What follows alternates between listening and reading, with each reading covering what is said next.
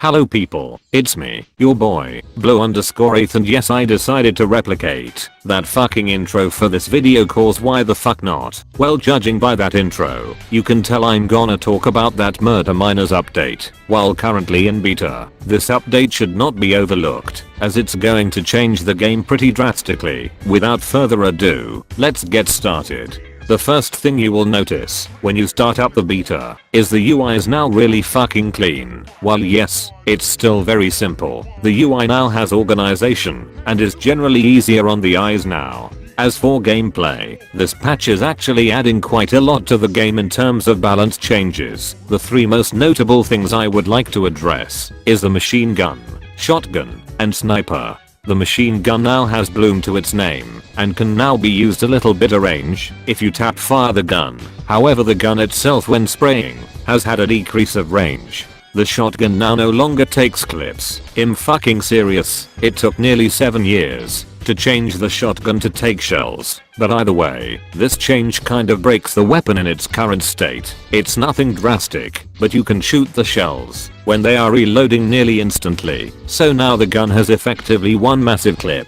However, the shotgun spread has been increased, and considering it has a fixed spread pattern, this is actually a significant change because it affects the ranges at which it one-shots someone. So in the end, I'm not sure if this is a huge buff or nerf, or just kinda a change. I think when we give it more time it will show its true self. The sniper now has bloom when unscoped, and thank fucking god this change was made. My biggest issue with the sniper for the longest time was how it did not have bloom and complemented the old bullet magnetism so well. You effectively had a 4-shot rifle that could one-shot someone really easily. Now that aspect of the weapon is a bit harder to pull off, and on top of that, there's a laser sight a la Persona Fortress that warns you of a sniper sightline, and if they are there, so now, if you get killed by some schmuck hard scoping a hallway, it's your fault for dying. Some other changes I can gloss over is the larger reticules in general, and the lesser bullet magnetism. While they are big changes in their own right, there's not much you can say. What you see is what you get really.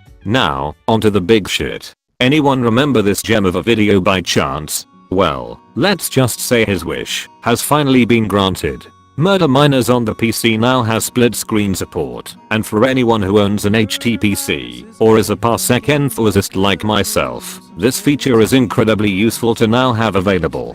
Although a side of me knows this only happened because of the Xbox One port of the game coming out, this is still a great addition to the game, no matter how you look at it. And you heard me right, the game is soon getting an Xbox One port. I'm not sure the exact date, but it has been confirmed since a few months ago and should be on par with the PC version from a technical level. Now that Xbox 360 version is pretty much useless unless you don't have a decent enough PC or an Xbox One. But since it's 2019 and most PCs are good enough to run the game, and the Xbox One has been out for 5 years, the 360 version might as well be 100% dead.